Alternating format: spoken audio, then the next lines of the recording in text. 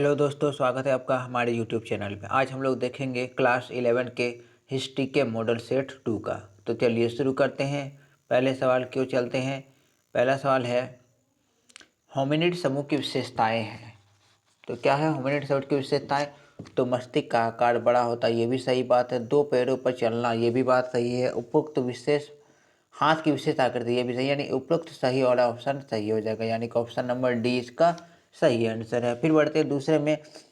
होमो Latin भाषा का शब्द है किस जिसका अर्थ है, जो होमो वर्ड है वो लैटिन भाषा का शब्द है, तो जिसका अर्थ क्या होता है, तो यह होता है आदमी, मैन होता है, यानी कि ऑप्शन नंबर ए हो गया सही आंसर। ठीक है, अब बढ़ते हैं तीसरे सवाल की ओर।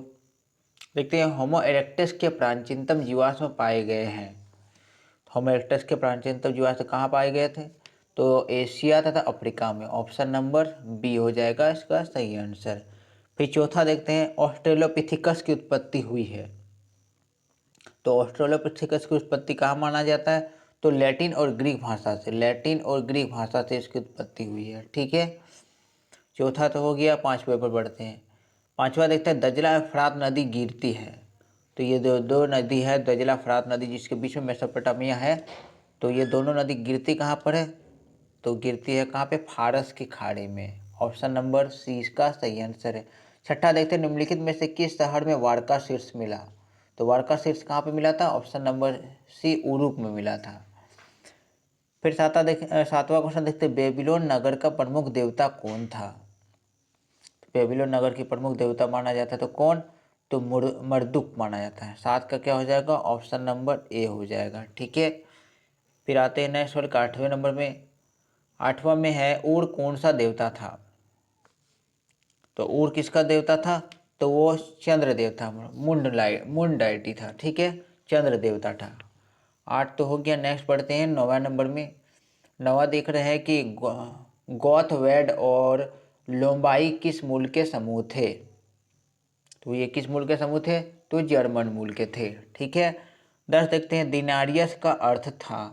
तो दिनारियस का अर्थ क्या था, तो यह था चांदी के सिक्के थे। ठीक है, तो हो गया 10 सवाल। फिर बढ़ते हैं 11वें की ओर। 11वां में क्या है क्वेश्चन में कि इक्वाइट्स का अर्थ था। एक्वाट्स का अर्थ क्या था, तो ऑप्शन नंबर बी। 11 का क्या हो जाएगा, ऑप्शन नंबर बी अश्वारोही, यानी कि हॉर्स राइडर। ठीक है, 12 देखते हैं रोमन साम्राज्य में कोलोसियम था। तो रोमन साम्राज्य में कोलोसियम किससे बोला जाता था, तो एक इतिहासकार का नाम था, ऑप्शन नंबर 20 का सही आंसर है। 12 का क्या है, ऑप्शन नंबर बी। फिर आते हैं 13वें पे। 13 क्या है, अरब कबीले की बहुजाति के लोगों ने किस साम्राज्य की स्थापना की। तो किस साम्राज्य की स्थापना की, तो अरब कबीले के लोगों ने अरब साम्राज्य की स्थापना की। 13 का क्या हो जाएगा, डी। फिर 14 देखते हैं मोहम्मद साहब ने बल दिया। तो मोहम्मद साहब ने किस चीज़ पर बल दिया, तो एकेश्वरवाद पर बल दिया था, ऑप्शन नंबर ए इसका सही आंसर है। ठीक है, फिर आते हैं 15 में। पैगंबर मोहम्मद साहब का जन्म हुआ। पैगंबर मोहम्मद साहब का जन्म कहाँ हुआ था, तो ऑप्शन नंबर सी मक्का में हुआ। ठीक है, 16 देखते हैं इस्लाम के संस्थापक पैगंबर मोहम्मद साहब का जन्म कब हुआ था, ये कौन सा साल में हुआ था, तो 16 का ऑप्शन नंबर डी हो जाएगा, 570 ईस्वी में। ठीक है, फिर बढ़ते हैं 17 में। 17 में है मुस्लिम पंचांग का प्रथम वर्ष माना जाता है। तो प्रथम वर्ष माना जाता है, ये 622 ईस्वी को बनाया था, 622 ईस्वी को प्रथम वर्ष बनाया जाता है। फिर 18 देखते हैं चंगेज खां की मृत्यु कब हुई है। तो ये मृत्यु कब हुई थी, तो 1227 ईस्वी में हुआ था। ठीक है, फिर आते हैं नेक्स्ट सवाल के 19 में। 19 देखिए क्या है, मंगोल सेना की सबसे बड़ी इकाई में कितने सैनिक शामिल थे। तो कितने सैनिक होते थे एक इकाई में, तो होते थे 10,000 सैनिक होते थे। ठीक है, फिर रखिए 20वां नंबर देखते हैं निम्नलिखित में से किस शासक ने धर्म परिवर्तन कर इस्लाम ग्रहण किया था। तो किसने किया था, धर्म परिवर्तन करके इस्लाम ग्रहण किसने किया था, तो वो थे गजन खां थे, ऑप्शन नंबर ए हो गया इसका सही आंसर। 21 देखते हैं कि जर्मन के फ्रैंक जनजाति ने किस देश का निर्माण किया। तो किस देश का निर्माण किया, तो ये था 21 का क्या हो जाएगा, चगताई, ऑप्शन नंबर सी इसका सही आंसर हो जाएगा, क्या हो जाएगा, चगताई। ठीक है, 21 देखते हैं जर्मनी के फ्रैंक जनजाति के किस देश का निर्माण किया? ये तो नहीं दोस्तों, देखिए ये मैंने गलत बता दिया, यहाँ पर ये नहीं है। 21 का जर्मनी के फ्रैंक जनजाति ने किस देश का निर्माण किया था? तो ये हो जाएगा ऑप्शन नंबर सी, फ्रांस देश का निर्माण किया था। फ्रैंक जनजाति ने फ्रांस देश का निर्माण किया था। फिर 22 आ जाते हैं। 22 में देखें कि पुरुष भिक्षुओं को क्या कहा जाता था? तो पुरुष भिक्षु को क्या कहा जाता था? मॉन्क कहा जाता था। ऑप्शन नंबर बी हो गया इसका सही आंसर। 23 देखते कृषकों के द्वारा चर्च को अपनी फसल का 10वां भाग देना पड़ता था, जिसे क्या कहा जाता था?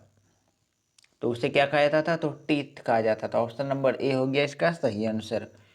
फिर नेक्स्ट पढ़ते हैं 24वें में, क्या है कि मार्क ब्लॉक कौन था? तो ये कौन थे? तो एक इतिहासकार था। मार्क ब्लॉक क्या थे? एक इतिहासकार थे। 25 देखते हैं दूरबीन का आविष्कार किसने किया? तो दूरबीन का आविष्कार करने वाले कौन वैज्ञानिक थे? तो वो थे गैलीलियो। ठीक है। 26 देखते दी पाइटा नामक चित्र किसकी कृति है? दी पाइटा नामक कृति किसकी है? तो ये 26 का क्या हो जाएगा? Michael Angelo. Option number D. 26 का क्या हो जाएगा? Option number D. फिर आते हैं 27 में। देखिए 27 क्वेश्चन क्या है कि छापाखाना का आविष्कार किसने किया? तो छापाखाना का आविष्कार करने वाले तो कौन थे? गुटेनबर्ग थे। 28 देखते सोसाइटी ऑफ जीसस की स्थापना किसने की? सोसाइटी ऑफ जीसस की स्थापना करने वाले कौन थे? Option number B, Ignatius Loyola. ठीक है। फिर बढ़ते हैं 29 में, किस विजेता ने एजटेक लोगों को पराजित किया? एजटेक लोगों को पराजित कौन किया था? वो था कैल्विन ने। 28 का क्या हो जाएगा? 28 का नहीं, 28 नहीं है, ये 29 है। 29 का क्या हो जाएगा? ऑप्शन नंबर ए, कॉर्टेस। 29 का क्या सही आंसर हो जाएगा? कॉर्टेस सही आंसर हो जाएगा। ठीक है। फिर बढ़ते हैं 30वें नंबर, कोलंबस किस देश का नागरिक था? तो कोलंबस किसका था? Option number A, Genoa Italy का था। कोलंबस कहाँ का था? जिनेवा इटली का था। 31 देखते पिजारो ने इंका राज्य को जीता, कब जीता था? तो 1532 में जीता था। ठीक है। 32 देखते पुर्तगाल के किस राजा को नाविक राजकुमार कहा जाता था? तो नाविक राजकुमार किससे कहा जाता था? 32 का हो जाएगा आपका हेनरी को कहा जाता था, यानी कि ऑप्शन नंबर बी हो गया इसका सही आंसर। फिर आते हैं 33 में। 33 देखिए इंग्लैंड में औद्योगिक क्रांति आरंभ हुआ क्यों की? तो क्यों आरंभ हुआ था? तो ये यहाँ अनुकूल परिस्थितियाँ विद्यमान थी, ये बात भी सही है। 32 देखते हैं कि सर्वप्रथम इंग्लैंड में ही वैज्ञानिक विचारधारा का आविर्भाव हुआ, ये बात भी सही है। फिर सही देखते हैं इंग्लैंड की कृषि क्रांति ने औद्योगिक क्रांति का पृष्ठभूमि का निर्माण किया है, यानी कि ये बात भी सही। ऑप्शन नंबर डी इसका सही आंसर है। ठीक है। क्या हो जाएगा? Option number D. 34 spinning jenny का आविष्कार किसने किया? स्पिनिंग जेनी मशीन का आविष्कार करने वाले कौन थे? James Hargreaves. ठीक है। 35 देखते हैं फ्लाइंग शटल का आविष्कार किसने किया? फ्लाइंग शटल का आविष्कार करने वाले कौन थे? 35 का क्या हो जाएगा? ऑप्शन नंबर डी, जॉन के। ठीक है। 36 आ जाते हैं। 36 देखते हैं माइनर्स फ्रैंक नामक भाप का इंजन मॉडल किसने बनाया? भाप का माइनर्स फ्रैंक नाम का भाप का इंजन मॉडल किसने किया, बनाया किसने था? तो वो था 36 का ऑप्शन नंबर बी हो जाएगा, थॉमस सेवरी। ठीक है। 37 देते सर्वप्रथम भाप के इंजन का आविष्कार किसने किया? तो ये आपका हो जाएगा जेम्स वाट। ठीक है। 38 आ जा रहे हैं। ऑस्ट्रेलिया में कौन से यूरोपवासी पहली बार पहुंचे? ऑस्ट्रेलिया में पहली बार पहुंचने वाले यूरोपवासी कौन थे? 38 का क्या हो जाएगा? ऑप्शन नंबर डी, डच पहुंचे थे। फिर आते हैं 39 नंबर, ऑस्ट्रेलिया के मूल निवासी कौन थे? तो ऑस्ट्रेलिया के मूल निवासी को बोला था मावरिया। ऑप्शन नंबर ए हो जाएगा इसका सही आंसर। ठीक है। 40 पर आते हैं ऑस्ट्रेलिया बस्तियों को स्वशासन का अधिकार कब मिला? ऑस्ट्रेलिया बस्तियों को स्वशासन का अधिकार कब मिला था? तो वो मिला था 1861 में, यानी कि ऑप्शन नंबर डी हो जाएगा इसका सही आंसर।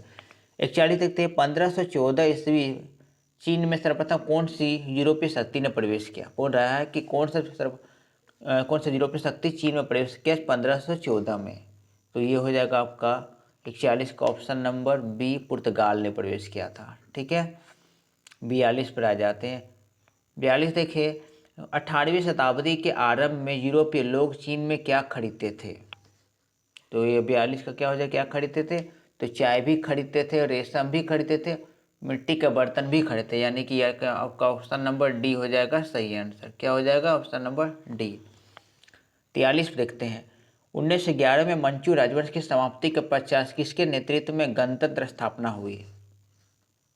तो ये क्या हो जाएगा आपका ऑप्शन नंबर 43 का क्या हो जाएगा, सन्यास सेन हो जाएगा। ऑप्शन नंबर डी इसका सही आंसर है। ठीक है, 44 आ जाते हैं। 44 क्या कर रहे हैं कि ताइवान चीन से कब अलग हुआ? ये कब अलग हुआ? तो 1949 में अलग हुआ था। 45 देखते हैं, चीनी क्रांति कब हुआ? 45 का क्या हो जाएगा ऑप्शन नंबर सी, 1911 में हुआ। 46 देखते हैं, नीनीवे नगर किस सभ्यता में स्थापित हुआ? नीनीवे नगर स्थापित हुआ था कब? तो वो था असीरिया में। Option number B. ठीक है, बढ़ते हैं नेक्स्ट सवाल के। 47 देखते हैं, मदीना कहाँ है? 47 क्या कर रहा है कि मदीना कहाँ है? तो ये है अरब प्रायद्वीप में है। ऑप्शन नंबर डी हो जाएगा इसका सही आंसर। 48 देखते हैं, जेरूसलम स्थित है? जेरूसलम है इजराइल में। ठीक है, 49 देखते हैं, लिवरपूल स्थित है? लिवरपूल कहाँ स्थित है? क्या हो जाएगा आपका इंग्लैंड में स्थित। 49 का क्या हो जाएगा ऑप्शन नंबर डी। फिर नेक्स्ट देखते हैं 50, 49 तो हो गया, 50 को उठा देते हैं, पाडवा विश्वविद्यालय कहाँ स्थित है? ये पाडवा विश्वविद्यालय कहाँ है? इटली में। ठीक है, तो ये रहे आपके 50 सवाल सेट नंबर 2 में इतिहास का। मिलते हैं नेक्स्ट वीडियो में।